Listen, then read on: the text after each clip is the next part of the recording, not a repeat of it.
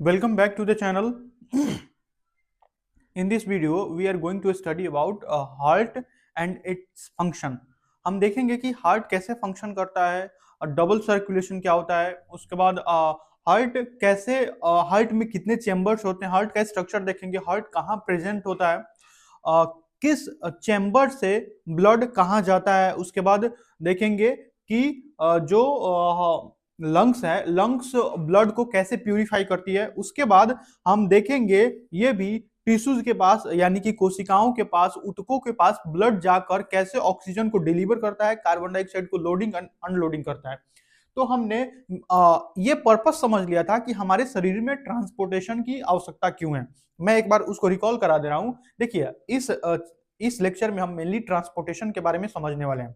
हमारे शरीर में ट्रांसपोर्टेशन का काम ब्लड करता है। ब्लड क्या करता है? ब्लड अपने भीतर ऑक्सीजन, न्यूट्रिएंट्स, कार्बन डाइऑक्साइड को लेता है और उनकी आवश्यकता जहां होती है उनको वहां पे पहुंचा देता है। इसी चीज को तो हम ट्रांसपोर्टेशन बोलते हैं।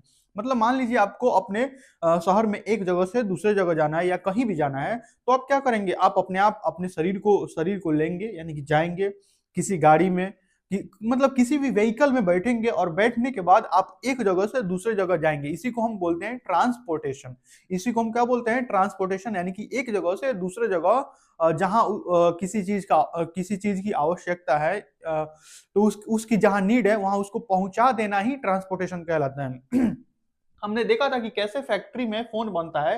तो फैक्ट्री में तो फोन की आवश्यकता होती नहीं है, फोन की आवश्यकता कहीं और होती है। उसको एक जगह से दूसरे जगह ले जाना जहां उसकी आवश्यकता है, इसी को ट्रांसपोर्टेशन बोलते थे। उसी प्रकार से हमारे शरीर में blood carbon dioxide, oxygen, vitamin, minerals, glucose, hormones को एक जगह से दूसरे जगह ले जाने का काम करता है। इसीलिए ब्लड एक ट्रांसपोर्टेशन सिस्टम में, ब्लड ट्रांसपोर्टेशन में मदद करता है। ब्लड एक फ्लूइड कनेक्टिव टिश्यू होता है, यानी कि ये दो टिश्यूज, दो ऑर्गन्स को कनेक्ट करता है, लेकिन ये खुद फ्लूइड होता है। ये कैसा होता है? फ्लूइड होता है, यानी कि तरल। तरल कैसा होता है? तरल, बह सकने वाली पदार्थ होती है। ठीक है, तो ये सारी चीजें हम देख चुके थे। अभी हम सबसे पहले तो हार्ट का एक देखिए, हार्ट का दो डायग्राम है, एक कॉन्सेप्चुअल डायग्राम और एक है रियल डायग्राम। तो पहले हम कॉन्सेप्चुअल डायग्राम को पढ़ेंगे ताकि हम ये समझ पाए कि रियल हार्ट कैसे वर्क करती है, तो पहले हम कॉन्सेप्चुअल डायग्राम को समझेंगे कि आखिर हार्ट के भीतर ऊपर ऊपर से कैसा हो रहा होता है। हम उसके फिजियोलॉजी को समझ लेंगे। इससे ये आसानी रहेगा कि आप जब रियल डायग्राम को पढ़ेंगे तो आपको क्लैरिटी ज्यादा रहेगी, ज्यादा आप क्लैरिटी से समझ पाएंगे। ठीक है ना? तो हम शुरू करें हार्ट के डायग्राम से, क्योंकि एनसीईआरटी में भी हार्ट का ही डायग्राम दिया है। और पंप द हार्ट, देख लीजिए, ये वाला डायग्राम आपको क्लियरली दिख रहा होगा। ठीक है ना?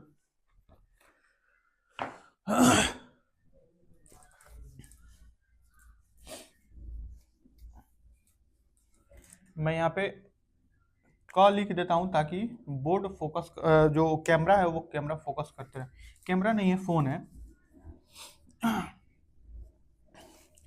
तो जैसा कि एनसीईआरटी में भी लिखा हुआ है आवर पंप, आप भी लिख लीजिए our pump the heart, our pump the heart. सुंदर सुंदर राइटिंग में लिखेगा our pump, pump the heart, our pump the heart. Heart एक पंपिंग ऑर्गन है। ये क्या है? एक पंपिंग ऑर्गन, पंपिंग ऑर्गन। अभी मैं समझा दे रहा हूं पंपिंग ऑर्गन का क्या मतलब है। मान लीजिए ये पाइप है, ये पाइप है, ठीक है, ये क्या है? पाइप है, और इसमें कोई फ्लूइड भरा हुआ है। इसमें क्या भरा हुआ है? फ्लूइड। ये पाइप और भी बहुत से पतले पतले वेसल्स में डिवाइड हो रही है। यहाँ भी डिवाइड हो रही है, इधर भी डिवाइड हो रही है, इधर भी डिवाइड हो रही है, इधर भी डिवाइड हो रही है। ऐसे डिवाइड हो रही है। ठीक है, तो मैं ये कहना चाहता हूं कि अगर इसमें कोई फ्लूइड यानी कि कोई तरल पदार्थ भरा हुआ है, तरल पदार्थ भरा हुआ है, तो ये जो तरल पदार्थ है ये यहां से यहां, ये ए पॉइंट से ये बी पॉइंट पर मूव कराने के लिए यहां पे प्रेशर ज्यादा करना पड़ेगा।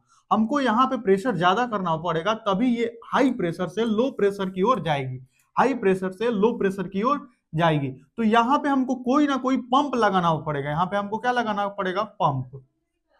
क्या क्या लगाना पड़ेगा, पंप। देखिए यहाँ पे एक और चीज समझ लीजिए, हमारा हार्ट लगभग लगभग यहाँ प्रेजेंट होता है, यहाँ पे बाएं साइड झुका हुआ होता है, बाएं साइड झुका हुआ होता है, तो यहाँ प्रेजेंट होता है। एक और चीज समझिए, हम जानते हैं कि हमारे शरीर में जैसे जैसे हम ऊपर आते हैं तो क्या होता है, ग्रेविटी के कारण यहाँ पे अगर यहाँ पे से कोई चीज छोड़ दी जाए तो वो अपने आप ग्रेविटी की तरफ खींची हुई नीचे चली जाएगी। तो अगर ब्लड पंप नहीं भी करे तो ब्लड आराम से नीचे जा सकती है, नीचे जा सकती है। लेकिन अगर टो में यानी कि हमारे पैर की उंगलियों में ब्लड चली जाए तो वहां से उसको वापस लाने के लिए वहां पे भी पंप करना होगा। तो ब्लड हमेशा पंप करते रहती है। और क्योंकि क्योंकि देखिए ये है, ये हार्ट मान लेते हैं, ये क्या है, हार्ट, हार्ट। और ऐसा पाइप मान लेते हैं, ऐसा गोल गोल पाइप मान लेते हैं, क्या मान लेते हैं, गोल गोल। तो हार्ट यहाँ पे हमेशा पंप कर रही है। अगर ब्लड इधर जा रहा है, इधर जा रहा है, तो इतना जोर से पंप करती है कि गोल गोल घूम के यहाँ पे आ जाए। पंप कर रही है, पंप कर रही है। हमारा ब्लड ऐसा हमारे शरीर में भरा हुआ नहीं है, भरा हुआ नहीं है। एक और बात समझ लीजिए, एक और बात समझ लीजिए आराम से। ये अगर मान लीजिए हमारा शरीर है, शरीर है, तो हमारे शरीर में ऐसे ब्लड भरा हुआ नहीं है, हमारे शरीर में ऐसे ब्लड भरा हुआ नहीं है। हमारे शरीर में जो ब्लड है, हमारे बॉडी में जो ब्लड है वो पतली पतली वेसल्स में, पतली पतली नलियों में बहती है, पतली पतली पतली नलियों में, नलियों के थ्रू बहती है। हमारे शरीर में ब्लड भरा हुआ, जैसे गिलास में पानी भरा हुआ होता है वैसा नहीं होता है। हमारे शरीर में जो ब्लड है वो वेसल्स में, वेन्स में, आर्टरीज में बहती है, वेन्स में, आर्टरीज में बहती है। यानी कि ब्लड शरीर में बाहर फैली हुई नहीं होती है। तो अगर हम उन पे प्रेशर डालेंगे, किन पे, आर्टरीज या वेन पे, तो वो ब्लड मूव करेगी और वापस रोटेट होके, सर्कुलेट होके वापस वहीं आ जाएगी जहां से उसने जाना शुरू किया था। तो हार्ट इतना जोर से प्रेशर डालती है कि ये गोल गोल घूम के वहीं पे चली जाए। तो अगर हम इसीलिए इसीलिए तो हार्ट का जरूरी है। अगर हार्ट क्यों चाहिए हमें, हार्ट क्यों चाहिए, अगर हम छोड़ दे तो ब्लड नीचे जा सकती है लेकिन नीचे से ऊपर नहीं आ सकती है। दूसरी बात, हार्ट जहां पे प्रेजेंट है वहां से नीचे तो चले जाएगी लेकिन यहां से ऊपर, हमारा सिर यहां तक, हमारा शरीर यहां तक है, सिर यहां पे है, तो यहां से यहां तक ब्लड भेजने के लिए हार्ट की आवश्यकता होती है। आप समझ पा रहे होंगे कि हमारे शरीर में हार्ट क्यों है, क्योंकि हार्ट शरीर में ब्लड को पंप करती है ताकि जो ब्लड है वो पूरे शरीर में सर्कुलेट हो, पूरे शरीर में, ना कि सिर्फ नीचे की ओर, ना कि सिर्फ नीचे की ओर। किसके नीचे की ओर, हार्ट के सिर्फ नीचे की ओर नहीं, ऊपर भी और नीचे भी, दोनों तरफ जाए और नीचे से वापस ऊपर भी तो मंगाना है। इसीलिए ब्लड को पंप करना आवश्यक है। हम ये भी जान चुके हैं कि ऐसा हमारे शरीर में नहीं होता है, हमारे शरीर में ऐसा होता है, हमारे शरीर में ऐसा होता है। यानी कि जो जब भी ब्लड बहेगी हमारे शरीर में तो वो नलियों में बहेगी, वो वेसल्स में बहेगी, आर्टरीज में, वेन्स में बहेगी।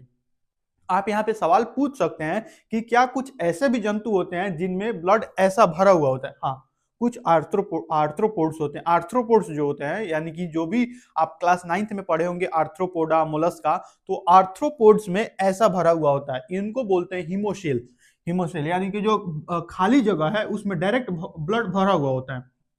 जैसे ग्लास में पानी भरा हुआ होता है वैसे ही उनके शरीर में ब्लड भरा हुआ होता है। उनमें कोई वेसल्स, क्योंकि वो लोअर एनिमल्स हैं, वो उनका उतना विकास नहीं हुआ है, वो लोअर एनिमल्स है, इसलिए उनमें ब्लड ऐसा भरा हुआ होता है, डायरेक्ट भरा हुआ होता है। लेकिन क्योंकि हम लोग हायर एनिमल वर्टिब्रेटा में आते हैं, we are in vertebrata, mammalia में हम लोग हैं, तो हम लोग का जो ब्लड है उसको बहने के लिए एक खास मीडियम दिया गया है, उसको एक खास चीज प्रदान की गई है जिसका नाम है हार्ट। और हार्ट के साथ जुड़ी हुई जितनी भी ब्लड वेसल्स हैं उनको हमारे शरीर में मौजूद है। तो आप ये सारी चीजें समझ गए होंगे और हार्ट पंपिंग ऑर्गन क्यों है ये भी आप समझ गए होंगे। अब हम हार्ट का कॉन्सेप्चुअल डायग्राम बनाने जा रहे हैं, ठीक है। ये समझाना जरूरी था, नहीं तो आपको क्लैरिटी नहीं मिलेगी। ये समझाना जरूरी था क्योंकि आपको क्लैरिटी अब मिल चुकी होगी कि हार्ट हमारे शरीर में क्यों आवश्यक है। Why do we need heart, हमें हार्ट की आवश्यकता क्यों है। ब्लड को पंप करने के लिए, और जो ब्लड नीचे जा चुकी है उसको वापस ऊपर लाने के लिए, और ब्लड को अपने सिर तक भी पहुंचाने के लिए, क्योंकि सिर हमारे शरीर का ही हिस्सा है, वो कहीं और का हिस्सा तो है नहीं। ऐसा नहीं है कि सिर को ब्लड नहीं चाहिए। इनफैक्ट आप देखें तो सबसे ज्यादा जो ब्लड में जो न्यूट्रिएंट्स होते हैं वो सबसे ज्यादा यूज किए जाते हैं हमारे ब्रेन के द्वारा, क्योंकि ब्रेन एक सबसे मतलब ऐसा कहें कि सबसे वाइटल ऑर्गन है ब्रेन। अगर ब्रेन में कुछ भी अगर न्यूट्रिएंट्स का, ऑक्सीजन का सप्लाई थोड़ा सा भी कम होगा तो हम लोग ऐसी स्थिति में अनकॉन्शियस हो सकते हैं, अनकॉन्शियस बेहोश होकर गिर सकते हैं सिर। बाकी सभी ऑर्गन में कोई दिक्कत हो रही है तो थोड़ा देर के लिए हम मैनेज भी कर सकते हैं, लेकिन अगर डायरेक्ट ब्रेन पे कोई असर पड़ रहा है तो we can not manage it, हम उसको मैनेज नहीं कर सकते हैं। ब्रेन, अगर ब्रेन में कुछ हुआ तो हम ब्रेन डेड हो जाएंगे, मर जाएंगे वहीं पे। देखिए यहां से सबसे पहले तो हम यहाँ पे बना लेते हैं, ये आप गेस करके बता सकते हैं कि ये क्या है। ये क्या है? ये लंग्स है। देखिए हमारा जो हार्ट है यहाँ पे होता है, लेकिन मैं यहाँ पे बना रहा हूँ समझने के लिए, सिर्फ समझने के लिए, लेकिन हार्ट यहाँ पे होता है। ये लंग्स है, ये क्या है? लंग्स। मैं पहले बना दे रहा हूँ, उसके बाद मैं आपको समझा दूंगा। पहले मैं बना दे रहा हूँ, उसके बाद मैं आपको समझा दूंगा। थोड़ा सा बड़ा बनाते हैं, छोटा हो गया, बहुत छोटा हो गया।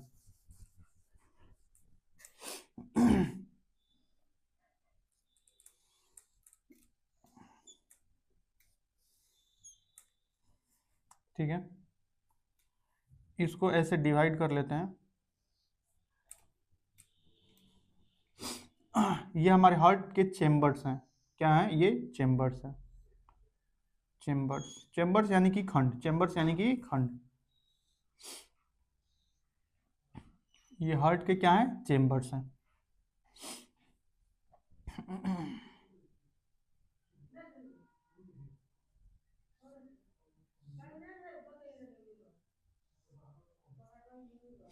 देखते रहिएगा आराम से, अभी आपको नोट डाउन करने की कोई आवश्यकता नहीं है, अभी आपको नोट डाउन करने की कोई आवश्यकता नहीं है।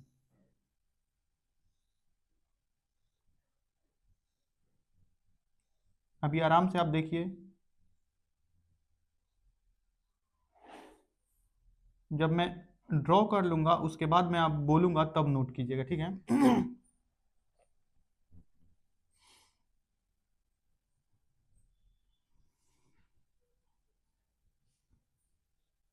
जैसे मैं ड्रॉ कर रहा हूँ एकदम एग्जैक्टली आपको वैसे ही ड्रॉ करना है, कुछ भी गड़बड़ी नहीं करनी है, कुछ भी गड़बड़ी नहीं करनी है, नहीं तो पूरा कॉन्सेप्ट खराब हो जाएगा, पूरा का पूरा कॉन्सेप्ट ही खराब हो जाएगा।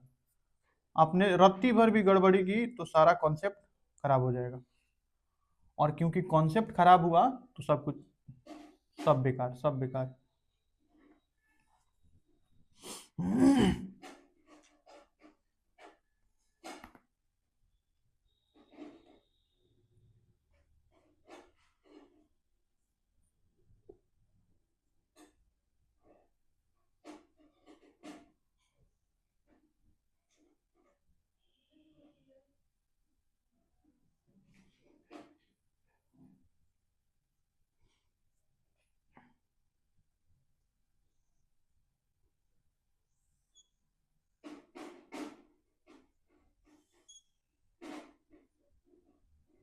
आराम से देखिएगा, ठीक है? क्या यहाँ पर, यहाँ तक दिख रहा है? एक बार मुझे देख लेने दीजिएगा कि यहाँ तक दिख रहा है या नहीं दिख रहा है।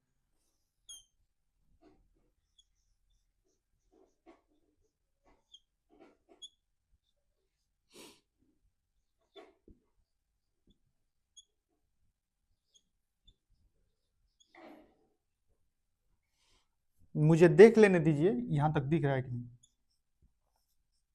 उसके बाद हम नेमिंग करेंगे और उसके बाद पूरा फिजियोलॉजी समझेंगे इसका। हार्ट का पूरा फिजियोलॉजी एकदम क्लियरली दिख रहा है, बहुत ही ज्यादा सुंदर डायग्राम बना हुआ है, बहुत ही ज्यादा सुंदर डायग्राम।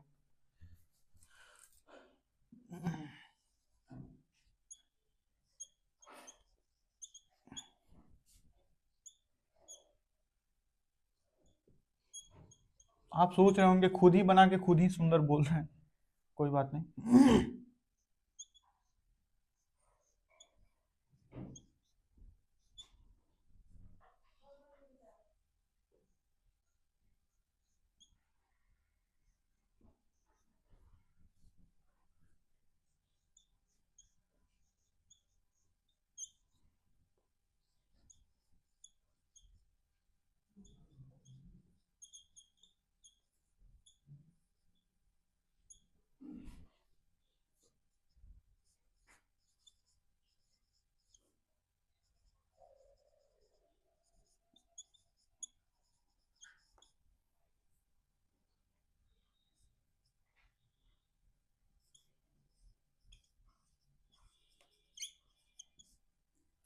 ये अपना पूरा हार्ट है, ये हार्ट है, ये क्या है, हार्ट, ये क्या है, हार्ट है। देखिए आराम से आराम से आप क्या कीजिए, कॉपी पेन सब रख दीजिए, समझने का कोशिश कीजिए, लिख लीजिएगा, आराम से डायग्राम बना लीजिएगा, आराम से लिख लीजिएगा, कॉपी पेन सब रख दीजिए और try to understand, understanding develop करने का कोशिश कीजिए, ठीक है। अगर आपने पिछला लेक्चर नहीं देखा है तो जाकर उसको जरूर देख लीजिएगा, जहां मैंने ये बताया था कि एल्वियोलाई में कैसे ऑक्सीजन अंदर आती थी और कार्बन डाइऑक्साइड कैसे बाहर जाती थी। कम से कम उतना आपको मालूम होना चाहिए, उतना आपको मालूम होना चाहिए, नहीं तो ये थोड़ा सा समझने में मुश्किल होगी। देखिए सबसे पहले हम शुरू करते हैं यहां से टिश्यू से। कहां से शुरू करते हैं, टिश्यू से। यहाँ ये सही रहेगा, टिश्यू से हम शुरू करते हैं। टिश्यू में बहुत सारी कोशिकाएं होती है। टिश्यू यानी कि ग्रुप ऑफ सेल्स, टिश्यू यानी कि group of sales with perform a similar function, ठीक है। ये है टिश्यू। हम जानते हैं कि हमने जब भोजन किया था तो भोजन करने के फलस्वरूप हमारे ब्लड में ग्लूकोज आया था और वो ग्लूकोज सभी कोशिकाओं तक पहुंच गया था ना। ग्लूकोज और ऑक्सीजन, ग्लूकोज और ऑक्सीजन। अब देखिए ग्लूकोज और ऑक्सीजन ये दोनों आपस में मिलकर क्या बनाते थे, एनर्जी H2O और CO2, एनर्जी H2O और CO2। और CO2 कहां जाएगा, हमारे ब्लड स्ट्रीम में। कहां चला जाएगा, ब्लड स्ट्रीम में। कहां चला जाएगा, ब्लड स्ट्रीम में। अब ये जो ब्लड है ये डीऑक्सीजनेटेड ब्लड हो गया। ये कैसा डीऑक्सीजनेटेड, यानी कि कार्बन वाला। यहां पे लिख देते हैं oxygenated, oxygenated blood. Oxygenated blood का मतलब हो गया जिस ब्लड में ऑक्सीजन की मात्रा अधिक हो, ऑक्सीजन की मात्रा अधिक हो। और डीऑक्सीजनेटेड, डी ये पॉइंट लिख लीजिए क्योंकि मैं बार बार बोलूंगा, डीऑक्सीजनेटेड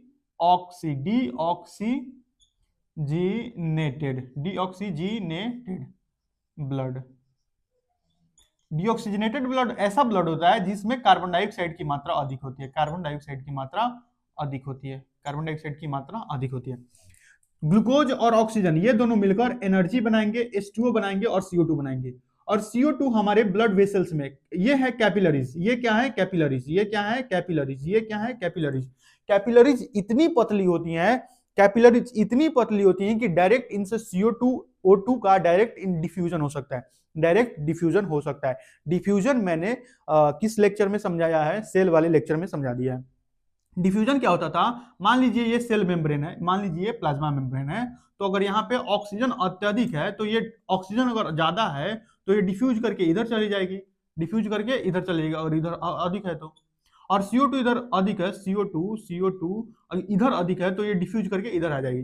तो क्योंकि हमारे कोशिकाओं में, हमारे सेल्स में ग्लूकोज के टूटने के बाद CO2 की मात्रा बढ़ गई है, CO2 की मात्रा बढ़ गई है, तो ये CO2 डिफ्यूज करके कहां आ जाएगी, ब्लड्स में। कहां जाएगी, सॉरी ब्लड वेसल्स में। किसमें आएगी, ब्लड वेसल्स में। अब ये जो ब्लड है ये डीऑक्सीजनेटेड ब्लड हो गया। डीऑक्सीजनेटेड यानी कि इसमें कार्बन डाइऑक्साइड की मात्रा अधिक हो गई। डीऑक्सीजनेटेड यानी कि कार्बन डाइऑक्साइड इसमें ज्यादा है, कार्बन डाइऑक्साइड में ज्यादा है। ऐसा ब्लड जिसमें कार्बन डाइऑक्साइड ज्यादा है। अब देखिए सारे शरीर से, देखिए सारे शरीर से ब्लड, पूरे होल बॉडी से डीऑक्सीजनेटेड जो ब्लड है किस किस वेसल से द्वारा आ रहा है, वीना केवा। ये जो वीना केवा है सारे शरीर से डीऑक्सीजनेटेड ब्लड कहां ला रही है, राइट एट्रियम। देखिए मैं दोबारा लिख रहा हूं, राइट एट्रियम। कहां ला रही है, राइट एट्रियम।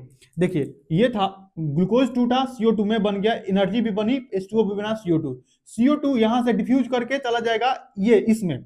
और ये क्या है, ये कौन सी ब्लड वेसल है, ये वीना केवा है। ये कौन सी ब्लड वेसल्स है, वीना केवा। इसमें कैसा ब्लड है, डीऑक्सीजनेटेड ब्लड। मतलब क्या होता है, CO2 जिसमें अत्यधिक होती है। CO2 कहां से आया, टिश्यू से आया। CO2 कहां से आया, टिश्यू से। अच्छा ये ब्लड कहां ले जा रही है, राइट एट्रियम में। कहां ले जा रही है, हार्ट के किस चेंबर में ले जा रही है, हार्ट के किस चेंबर में, वीना केवा ब्लड हार्ट के किस चेंबर में ले जा रही है, राइट एट्रियम में।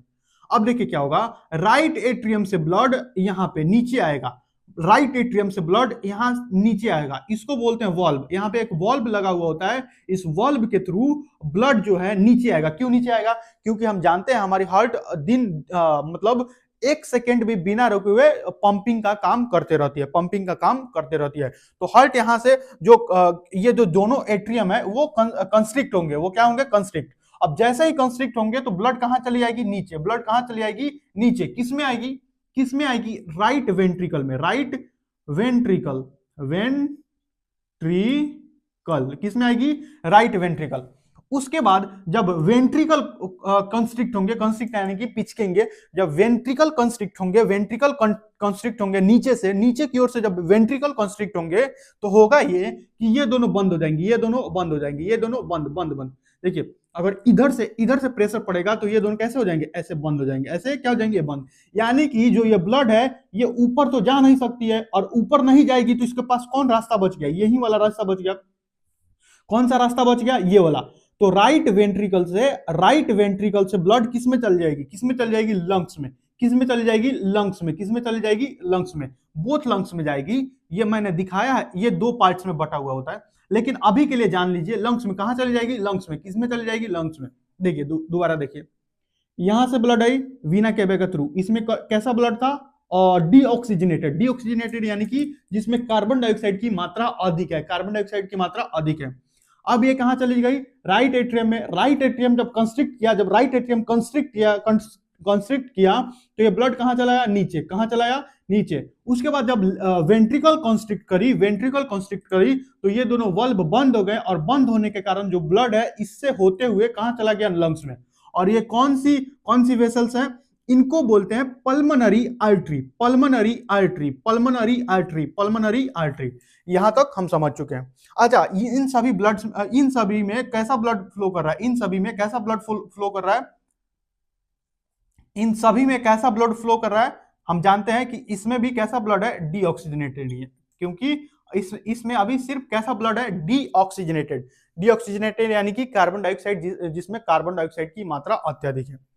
अब देखिए हम जानते हैं कि यहाँ पे मैं बना देता हूं, यहाँ पे ऐसा एल्वियोलाई होता था, एल्वियोलाई में CO2 ऐसे जाती थी और यहाँ से वापस निकल के चली जाती थी वातावरण में, यानी कि इन्वायरमेंट में चली जाती थी। और इन्वायरमेंट से जो ऑक्सीजन आया हुआ होता था वो निकल कर कहाँ चला जाता था, ब्लड वेसल्स में। कहाँ चला जाता था, ब्लड वेसल्स में।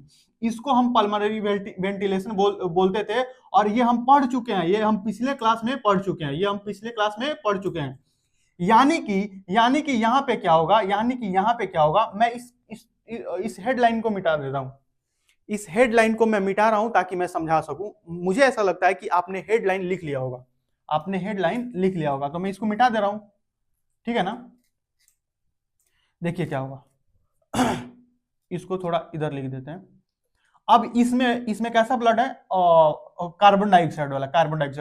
तो कार्बन डाइऑक्साइड कहां चले जाएगी, बाहर। कार्बन डाइऑक्साइड बाहर चली जाएगी, और जो ऑक्सीजन आया हुआ है वो कहां चले जाएगी, इसके अंदर, यानी कि फेफड़ा के अंदर। और इसमें भी वैसा ही होगा, ये जो वेसल है इसमें भी बटी हुई है। तो कार्बन डाइऑक्साइड बाहर और ऑक्सीजन अंदर, कार्बन डाइऑक्साइड बाहर, ऑक्सीजन अंदर। देखिए यहां पे भी मैं बता दे रहा हूं, जो ये ब्लड वेसल्स हैं, इसमें से कार्बन डाइऑक्साइड यहाँ पे जाएगी और यहाँ से बाहर, और ऑक्सीजन जो है यहाँ से अंदर आएगी और यहाँ से चली जाएगी पूरे शरीर में। और शरीर में कैसे जाएगी वो हम अभी देखने वाले हैं,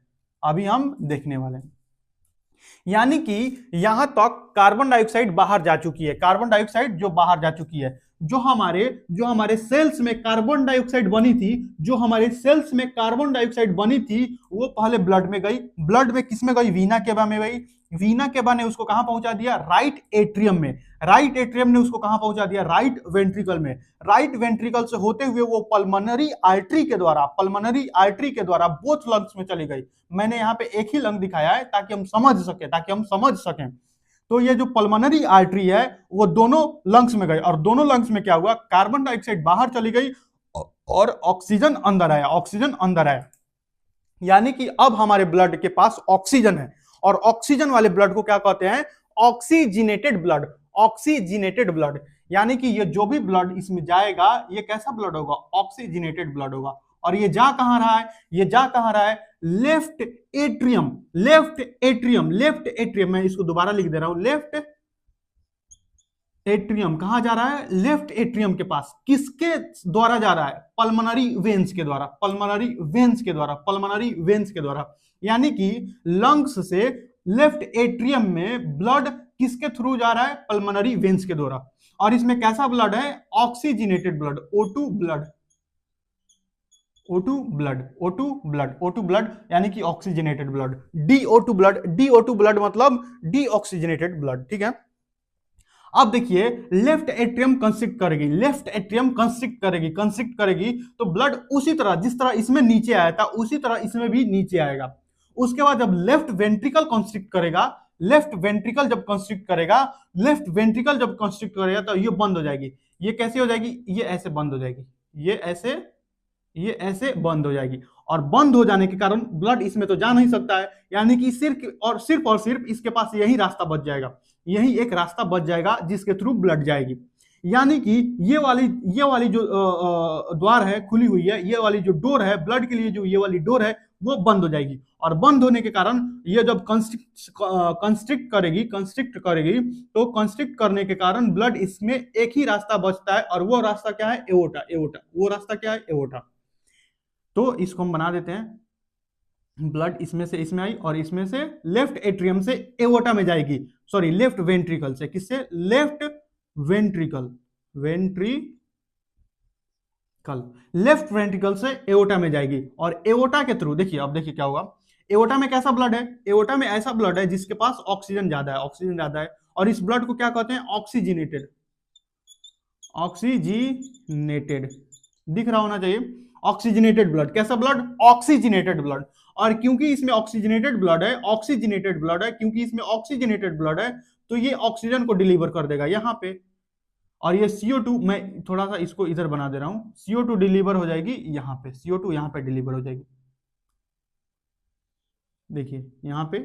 और ऑक्सीजन यहां पे, ऑक्सीजन यहां से यहां पे डिलीवर हो जाएगी।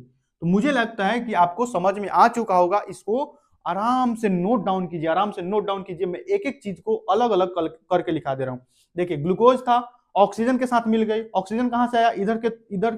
इधर से ऑक्सीजन आ रहा है, और ऑक्सीजन, ग्लूकोज और ऑक्सीजन मिलकर, ग्लूकोज और ऑक्सीजन मिलकर एनर्जी बना रहे हैं, पानी बना रहे हैं, कार्बन डाइऑक्साइड बना रहे हैं। कार्बन डाइऑक्साइड इसमें चली जाएगी, तो कार्बन डाइऑक्साइड अगर ब्लड के साथ मिल जा रही है तो उसको डीऑक्सीजनेटेड ब्लड कहते हैं। और डीऑक्सीजनेटेड जो ब्लड है वो वेना केवा के थ्रू राइट एट्रियम में जाएगी, राइट एट्रियम से राइट वेंट्रिकल में, राइट वेंट्रिकल से पल्मोनरी आर्टरी द्वारा होते हुए लंग्स में जाएगी। किस में जाएगी? लंग्स में।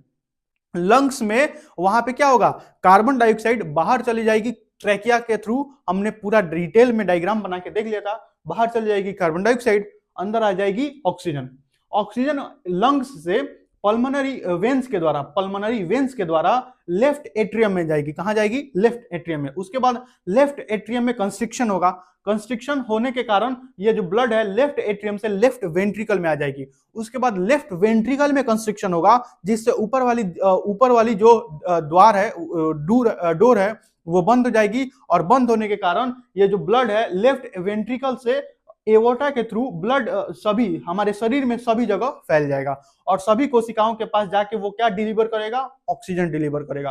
तो ऐसा कुछ हमारा हार्ट और लंग्स और हमारे शरीर के बीच ऐसा संबंध होता है जिसके कारण हम सभी जीवित हैं। तो इसको आप आराम से नोट डाउन कर लीजिए, आराम से इसको नोट डाउन कर लीजिए। नोट डाउन कर चुके होंगे, मिटा दूं इसको। अच्छा, आप ये सोच रहे होंगे कि ये कौन सी ब्लड वेसल है। देखिए वीना के बाद जो होती है, वीना को के बाद दो पार्ट्स में बटी हुई होती है। एक क्या बोलते हैं? सुपीरियर वीना के बाद, सुपीरियर यानी कि ऊपर से, और इन्फीरियर, इन्फीरियर यानी कि नीचे से। सुपीरियर वेना के बाद हमारे सिर से ब्लड को एट्रियम में ले जाती है, क्योंकि हमारे जो अपर बॉडी पार्ट है वहां से भी तो ब्लड डीऑक्सीजनेटेड ब्लड आएगा, तो वहां से लाती है सुपीरियर वेना केवा, और नीचे वाले शरीर से इंफीरियर बॉडी पार्ट से ले जाती है इंफीरियर वेना केवा। तो ये भी वेना केवा ही है, ये भी क्या है? वेना केवा ही है। ये ऊपर से आ रही है और ये नीचे से आ रही है। देखिए अब हम क्या करेंगे, अब हम इसको आराम से लिख लेंगे कि ब्लड आखिर जा कहां से रही है, ब्लड किसके थ्रू होकर कहां जा रही है। ये सारी चीजें हम लिख लेंगे ताकि हमारा जो नोट्स है वो कंप्लीट हो जाए, जो हमारा नोट्स है वो कंप्लीट हो जाए। मुझे ऐसा लगता है कि आपको जो हार्ट का फंक्शनिंग है एंड उसके साथ अलोंग विथ हार्ट आपको लंग्स और ये भी समझ में आ गया होगा कि टिश्यूज में क्या होता है, लंग्स में क्या होता है और हार्ट का इन दोनों के साथ कैसा संबंध है, कौन कौन सी ब्लड वेसल्स किसके किसके साथ जुड़ी हुई है, ये भी समझ में आ गया होगा। ऑक्सीजनेटेड ब्लड यानी कि जिसमें ऑक्सीजन की मात्रा अधिक हो, डीऑक्सीजनेटेड ब्लड यानी कि जिसमें कार्बन डाइऑक्साइड की मात्रा अधिक हो। भैया ऐसा नहीं हो सकता है जिसमें ऑक्सीजनेटेड ब्लड हो उसमें कार्बन डाइऑक्साइड हो सकती है कि नहीं हो सकती है? बिल्कुल हो सकती है, क्योंकि उसमें भी कार्बन डाइऑक्साइड होती है, लेकिन वहां पे ब्लड ब्लड जो है ऑक्सीजन के साथ ज्यादा घुला हुआ होता है। डीऑक्सीजनेटेड ब्लड में भी ऑक्सीजन की मात्रा होती है लेकिन कार्बन डाइऑक्साइड ज्यादा हो जाता है, पार्टिकल प्रेशर उसका ज्यादा रहता है। मिटा दूं, चलिए मिटाते हैं। अब हम देख लेते हैं कि आखिर ब्लड कैसे कैसे फ्लो किया है, हम देख लेते हैं। तो पहले हम किससे शुरू करेंगे?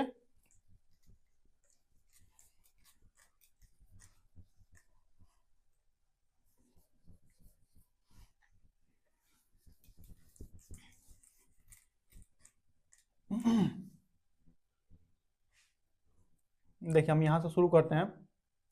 बॉडी पार्ट, बॉडी पार्ट यानी कि क्या होगा? हमारे शरीर का कोई भी पार्ट होता है। बॉडी पार्ट से जो इसमें जो CO2 बन रही है उस CO2 की वो सारी CO2 इंफीरियर वेना केवा और सुपीरियर वेना केवा और इंफीरियर वेना केवा के थ्रू किस में जाएगी? वेना केवा ही जाएगी। तो डायरेक्ट लिख देते हैं वीना केवा, वीना केवा, ठीक है। बॉडी पार्ट किस में जाएगी? वीना केवा में। वीना केवा कहां ले जा रही है? Right atrium. कहां जा रही है? Right atrium. Right atrium blood को कहां ले जा रही है? हम यहाँ पे एक और चीज छोड़ चुके हैं, हमने यहाँ पे एक और चीज छोड़ दिया है। राइट एट्रियम से राइट वेंट्रिकल से, अब सही है, राइट एट्रियम, राइट वेंट्रिकल, और राइट वेंट्रिकल से अब डायरेक्ट यहां से यहां नहीं जा सकती है ना, राइट वेंट्रिकल से पल्मोनरी आर्टरी। अब देखिए पल्मोनरी वेन से किसमें आएगी? Left atrium. मैं थोड़ा सा कंफ्यूज हो गया हूं, थोड़ा सा माइंड इधर उधर डाइवर्ट हो गया है। एट्रियम, कंफ्यूज नहीं हुआ। लेफ्ट एट्रियम, लेफ्ट एट्रियम से लेफ्ट वेंट्रिकल, लेफ्ट एट्रियम से लेफ्ट वेंट्रिकल, लेफ्ट एट्रियम से लेफ्ट वेंट्रिकल, लेफ्ट वेंट्रिकल से एओर्टा के थ्रू, किसके थ्रू जाएगी? एओर्टा के थ्रू। एओर्टा, इसको थोड़ा बड़ा बनाते हैं। एओर्टा हमारे शरीर की सबसे बड़ी आर्टरी है, हमारे शरीर की सबसे मोटी और सबसे बड़ी आर्टरी जो है, सबसे मोटी आर्टरी एओर्टा होती है। एओर्टा, ठीक है, एओर्टा। और एओर्टा से कहां चले जाएगी? बॉडी पार्ट्स में क्या होगा? ग्लूकोज के साथ ऑक्सीजन का रिएक्शन होगा, यानी कि यहां से ग्लूकोज जाए, ऑक्सीजन जाएगी और यहाँ पे CO2 इसमें चला जाएगा। कहां जाएगा? CO2 इसमें जाएगा। तो आप देख रहे हैं इस तरह से हमारे बॉडी में ब्लड का सर्कुलेशन हो रहा है। बॉडी पार्ट से CO2 जाएगी वीना केवा इस ब्लड को पहुंचाएगा राइट एट्रियम में, राइट एट्रियम से राइट वेंट्रिकल से पल्मोनरी आर्टरी के थ्रू बोथ लंग्स में, और बोथ लंग्स में CO2 बाहर जाएगी और ऑक्सीजन अंदर आएगी। ऑक्सीजन अंदर आने के कारण इस ब्लड को बोलेंगे, कैसा ब्लड बोलेंगे? ऑक्सीजनेटेड ब्लड पल्मोनरी वेन्स के थ्रू लेफ्ट एट्रियम में आएगी। लेफ्ट एट्रियम उस ब्लड को लेफ्ट वेंट्रिकल में भेजेगा। लेफ्ट वेंट्रिकल जब कंस्ट्रिक्ट करेगी तो ब्लड कहां चला जाएगा? एओर्टा में। एओर्टा से बॉडी पार्ट्स में जाएगा और बॉडी पार्ट्स के थ्रू और पूरा जो फिर से सर्कुलेशन उसी तरह से स्टार्ट हो जाएगा। इस प्रकार से हमारा जो पूरा हार्ट है एकदम कॉन्सेप्चुअली हमने उसको अच्छे से पढ़ लिया है। मुझे ऐसा लगता है कि अभी के लिए इतना ही रहने देते हैं। यहाँ पे थोड़ा गड़बड़ हुआ था, उसको आप खुद से समझ लीजिएगा, क्योंकि कभी कभी ऐसा हो जाता है, ऐसा पढ़ाते पढ़ाते कभी कभी बीच में ऐसा हो जाता है। तो राइट एट्रियम के बाद राइट वेंट्रिकल से पल्मोनरी आर्टरी से बोथ लंग्स। इसके बाद में आपको दो चीज समझाऊंगा, इसको हम आर्टरी क्यों बोल रहे हैं और इसको हम वेन क्यों बोल रहे हैं। इसको हम अगले लेक्चर में अच्छे समझ लेंगे कि इसको आर्टरी और इसको वेन क्यों बोला जा रहा है। हालांकि एनसीईआरटी में एक सिंपल सा लाइन दिया है, जो भी ब्लड वेसल्स हार्ट से ओरिजिनेट हो रही है, हार्ट से ओरिजिनेट हो रही है, उसको हम आर्टरी बोलते हैं, और जो हार्ट की तरफ एंड हो रही है, हार्ट की तरफ एंड हो रही है, उसको हम वेन बोलते हैं। क्या बोलते हैं? वेन।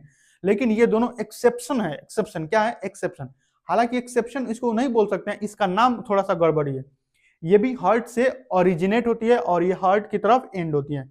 हम इसको अगले लेक्चर में अच्छे से देख लेंगे, इसका नाम ऐसा क्यों है, आर्टरी और वेन में क्या डिफरेंस है, आर्टरी और वेन में क्या डिफरेंस है। उसके बाद हम देखेंगे कि लिम्फ क्या होता है, लिम्फ क्या होता है। उसके बाद हम और एक और चीज देखेंगे, हार्ट का एक रियल डायग्राम भी बना के देख लेंगे, ताकि हमारा जो ये रेस्पिरेशन वाला, और सॉरी रेस्पिरेशन तो खत्म हो चुका है, ट्रांसपोर्टेशन वाला चैप्टर आराम से अच्छे से खत्म हो जाएगा। मुझे ऐसा लगता है कि अगले लेक्चर में ट्रांसपोर्टेशन खत्म हो जाना चाहिए। थैंक यू सो मच, आपने इस वीडियो लेक्चर को देखा। आप इससे क्या सीखें, क्या आपको बेनिफिट मिला, ये आप जरूर कमेंट सेक्शन में बताइए। थैंक यू सो मच, पढ़ते रहिए, स्वस्थ रहिए, बाय।